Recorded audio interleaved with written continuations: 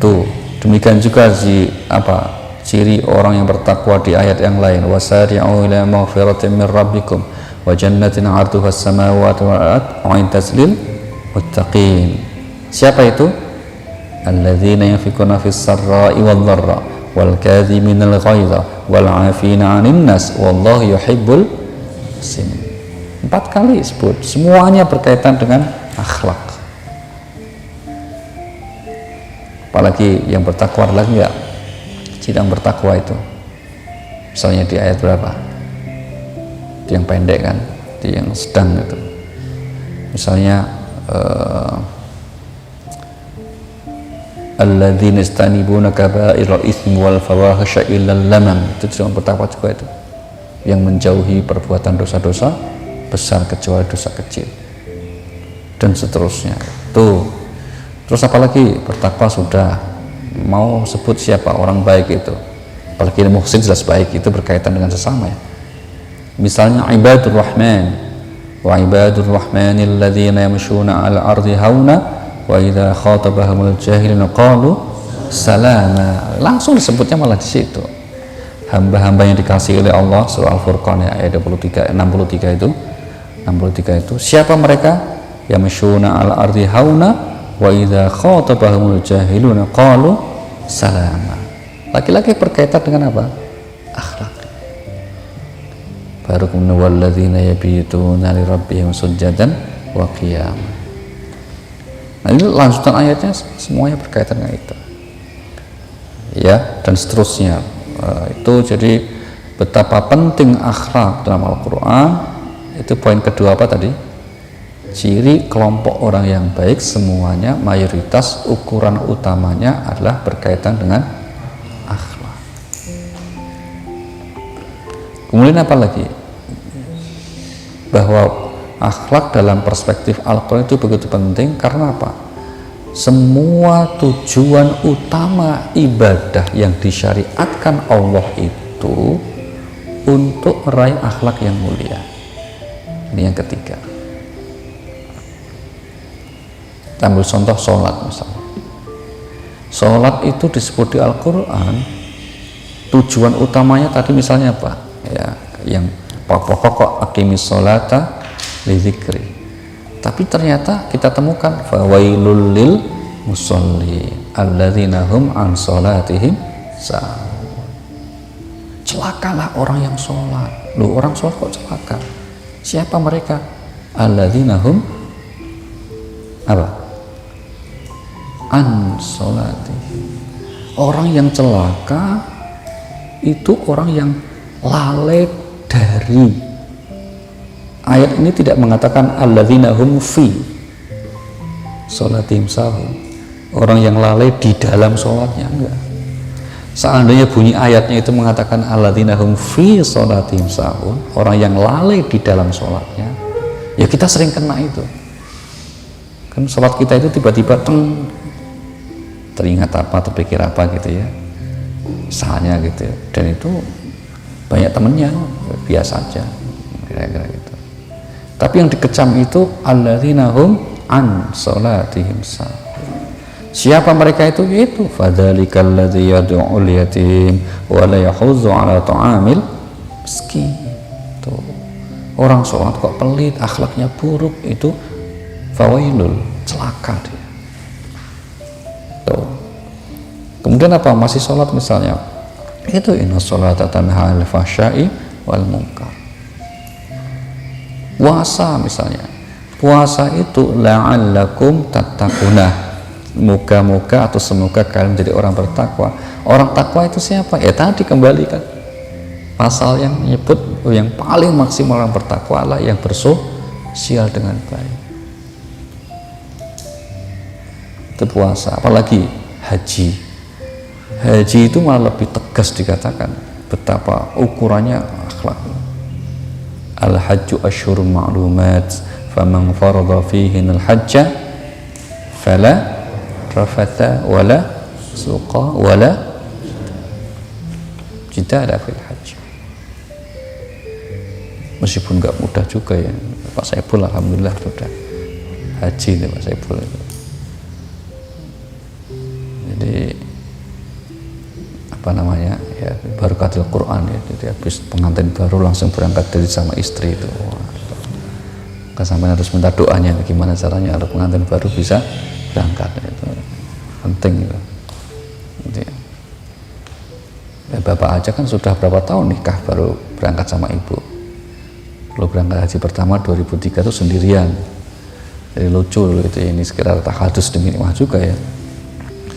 Itu ada kawan bapak masih ngontrak itu, ngontrak di Pisangan Barat itu, tangga ini waktu zaman itu masih gampang haji itu, masih gampang. Nanya itu, Pak Ali udah haji? Belum Pak. Ya bikin surat ngajuin untuk supaya jadi petugas haji. Zaman itu masih boleh itu, yang penting mampu gitu ya. Masih boleh petugas haji itu siapa saja yang dipilih oleh pemerintah. Akhirnya ngajuin lah, ya formalitas lah, jadi dapat, alhamdulillah DKI. Tapi nggak lama itu dipanggil ya oleh kawan lain jamaah gitu, Pak Haji mau nggak minta tolong saya Pak? Kenapa Bu? Temani anak saya berangkat haji. Justru nemenin. Kalau tadi kan petugas, kalau ini nemenin jadi temen. Ada satu kawan masih muda, anak masih muda, kuliah juga seperti usia Anda, temani anak saya Pak.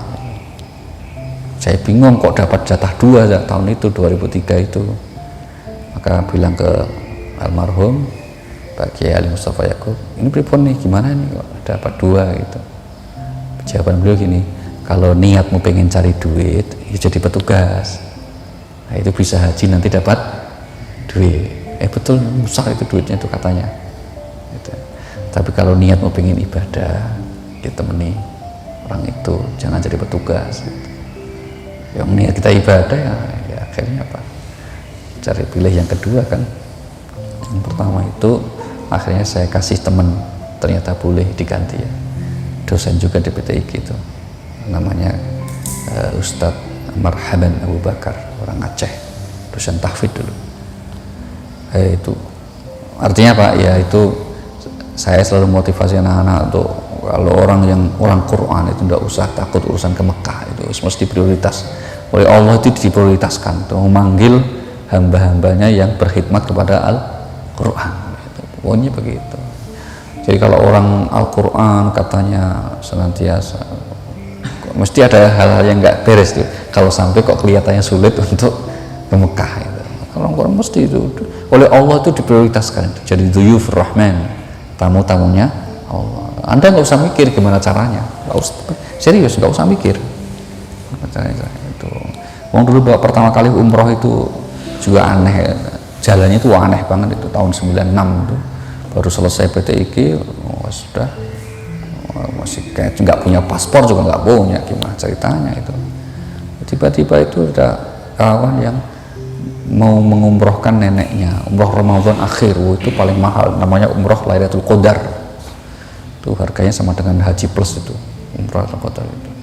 Pengen umrohkan neneknya karena sudah nazar gitu ya. Lah kok neneknya sakit, udah sepuh nggak bisa gitu, udah kan itu. Bingung, aduh gimana caranya itu. Ya udah, telepon. Waktu itu masih apa ya, telepon manual itu, telepon koin gitu. Coba telepon. Pak Ali mau nggak? Gitu. Ya ditawarin, namanya umrah, apalagi rumah Ramadan kan. Ya udah mau. Tapi harus menyiapkan paspor, seterusnya itu. Ya artinya apa? Ya, kalau sudah saatnya itu harus yakin. Oh itu pengalaman pertama kalinya umroh di bulan Ramadan akhir lagi. Itu di Mekah itu kan setiap akhir Ramadan 10 hari terakhir itu kan semalam itu nggak tidur masjid tuh. Jadi tarawihnya selesai jam 11, jam 1 nanti mulai berangkat lagi tuh. Jam 1 dia mulai lagi sampai jam 3. Itu. Itulah seumur-umur ya pengalaman ikut jamaah model, kira begitu. Dan berulang-ulang tidurnya itu pas sujud tuh loh, sujud tidur gitu. Karena saking lamanya, saking panjangnya itu tidur. Jadi salam tuh nggak tahu, salam tahu-tahu ada yang ngeplak itu bangun, ya, ketiduran soalnya ya sudahlah, dinikmati aja. Itu jadi kalau Anda ketiduran itu biasa lah, apalagi Kalau pas mulai tahajud, wah kayak temennya, biasanya begitu kan. Itu ya, jadi kembali nanti apa, masalah apa, urgensi akhlak di dalam Al-Quran. Itu salah satunya seperti itu. Maka sekali lagi, yang istiqomah seperti itu pasti akan diberikan jaminan kemudahan oleh Allah Subhanahu wa ta'ala dalam segala urusan. Sudah nggak usah mengkhawatir. Maka sering Bapak katakan apa, kalau orang ikhlas bermulazamah dengan Al-Quran kok galau tentang masa depannya, tidak sopan gitu, namanya sikapnya tidak sopan terhadap Allah. Ini kita nggak percaya, dia nggak yakin gitu, nggak boleh gitu ya, kita harus yakin betul. Nah, apalagi masih banyak ya. Poin satu lagi apa penting ini, kenapa akhlak itu betul penting Al-Quran, karena apa, kalau rangkaian ibadah ritual kita ada kekurangannya, itu nggak bisa ditutup dengan akhlak sosial, nggak bisa. Maaf, saya ulangi, kalau akhlak orang itu buruk nggak bisa ditutup dengan ritual, tapi sebaliknya kalau ritual kita kurang bisa ditutup dengan akhlak. Contoh misalnya nggak bisa puasa, wa 'alal ladzina yutiqunahu fidyatun ta'am miskin, maka bisa diganti dengan akhlak dan buat baik. Tapi sebaliknya kalau orang itu sholatnya buruk misalnya gitu, sholatnya nggak benar, itu nggak bisa itu ditutup dengan misalnya ya contoh, maaf, kalau orang itu ya pelit gitu ya, nyakitin orang, nggak bisa ditutup dengan membaca Al-Quran, berzikir, bahkan istighfar sekalipun nggak bisa, nggak selesai. Kalau dosanya dengan sesama, akhlak itu orang itu buruk, satu-satunya jalan itu ya Pak, selesaikan masalahnya dengan sesama itu. Ini ya, ini salah satu menunjukkan betapa penting akhlak dalam Al-Quranul Karim. Maka bisa dimengerti kalau dalam kitab ini beliau meletakkannya di fasal yang kedua itu untuk agar para pembaca, agar kita semuanya itu betul-betul fokus dengan hal ini. Ustadz Quraisy juga punya buku khusus itu tentang seputar akhlak ini. Saya rekomendasikan kalau anak-anak ingin baca, itu punya, nggak tebal, bagus tuh. Ya, ini untuk tentang seputar masalah akhlak. Juga banyak tulisan-tulisan tentang lagi-lagi betapa pentingnya kita itu sebagai seorang hamil Quran itu memiliki akhlak yang baik. Maka nanti kenapa kita berikan 17 sikap ya, ini sudah kita jadwalkan hari Selasa tapi belum kita mulai karena kebetulan sekarang ini setiap hari Selasa itu Pak Rektor itu di kampus ngajak rapat terus dari jam 7 pagi, jadi jam 7 berarti harus siap-siap ya, sejak awal gitu ya. Dan sekedar informasi saja, dari kampus kita itu mau milad ulang tahun depan tuh ke-50, ulang tahun milad ke-50, dan Bapak yang diamani sebagai ketua milad itu, ketua panitianya itu, dan yayasan minta untuk menyelenggarakan Kongres Internasional Al-Quran, karena untuk persiapan insya Allah PTIQ akan naik status, tidak lagi institut tapi menjadi universitas. Nanti PTIQ University, PTIQ-nya nggak diubah, kemungkinannya akan menjadi Universitas PTIQ. Singkatannya apa? Nggak usah disingkatnya apa. Pokoknya Universitas PTIQ. Itu kayak IPB kan IPB University. Itu mau diubah nggak bisa, nggak boleh juga pemerintah itu. ITB nggak boleh. ITB nggak boleh jadi universitas ya, kalau IPB sekarang jadi universitas. Maka IPB University. Kalau dipanjangin kan, mosok universitas institut gitu kan ya, kan nggak usah dipanjangin.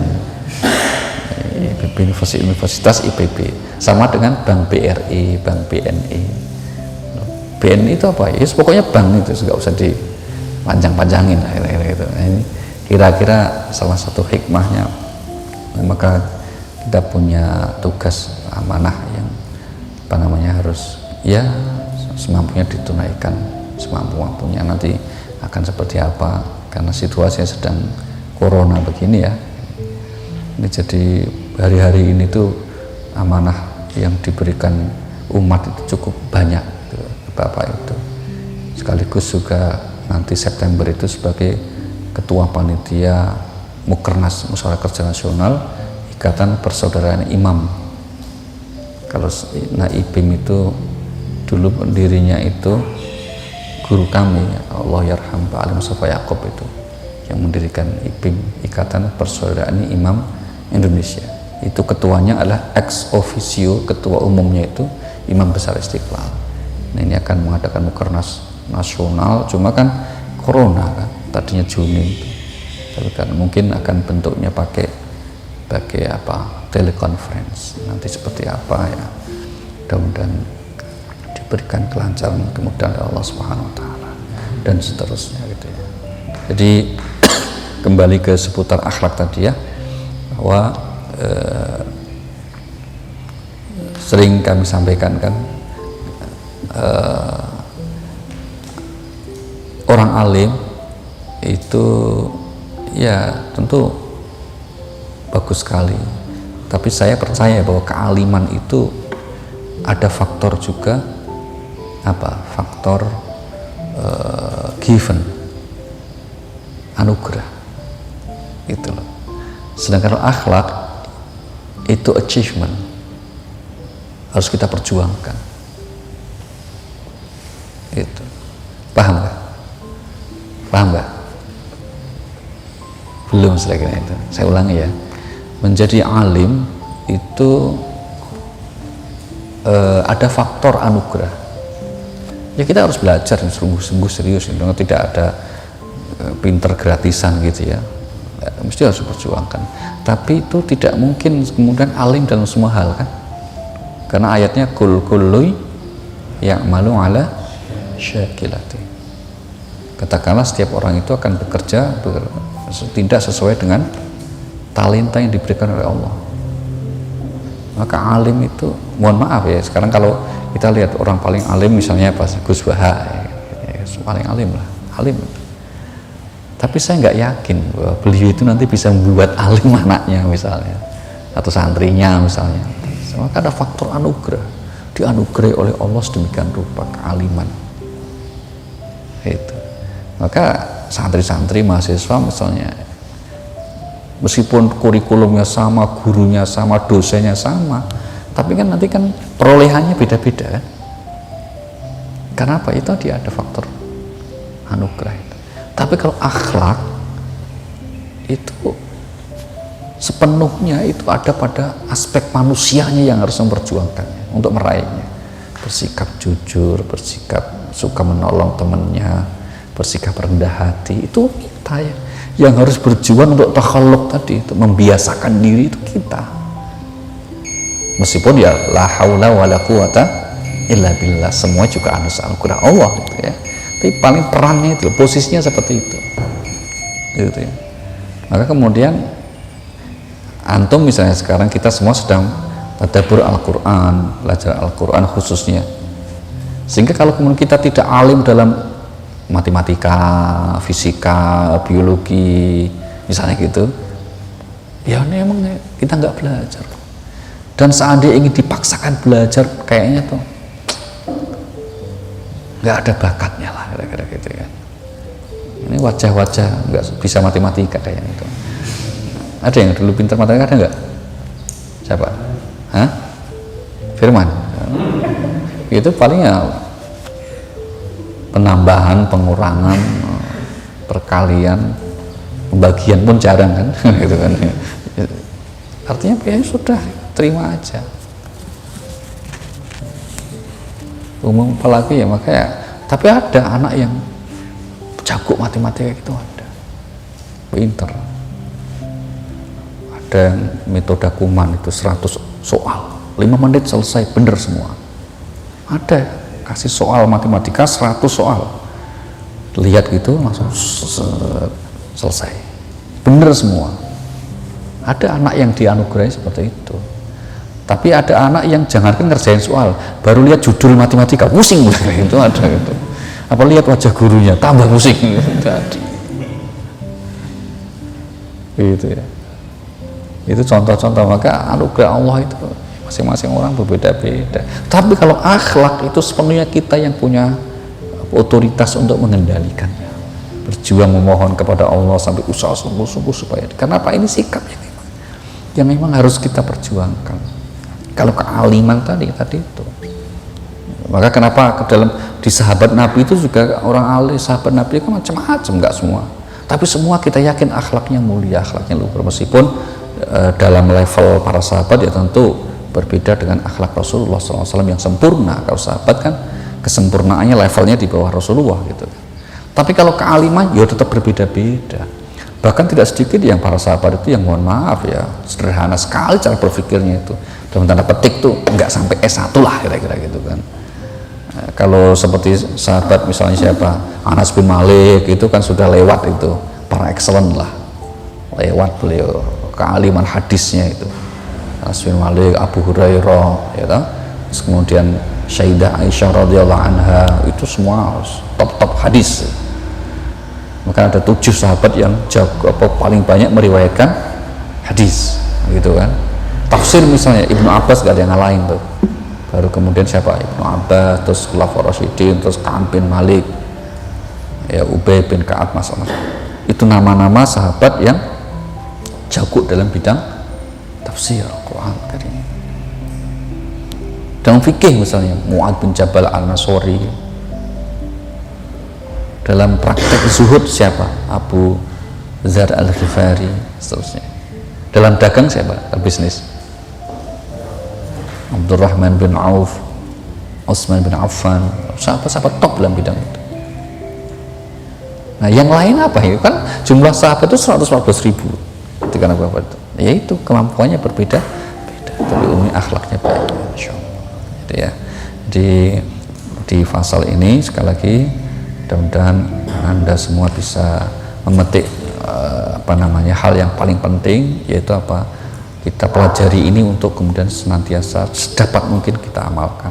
Maka petunjuk para ulama, cara kita mengamalkannya bagaimana agar kita itu bisa meraih akhlak yang mulia itu. Nomor 1 itu yang paling penting ya. Apa itu bentuknya misalnya?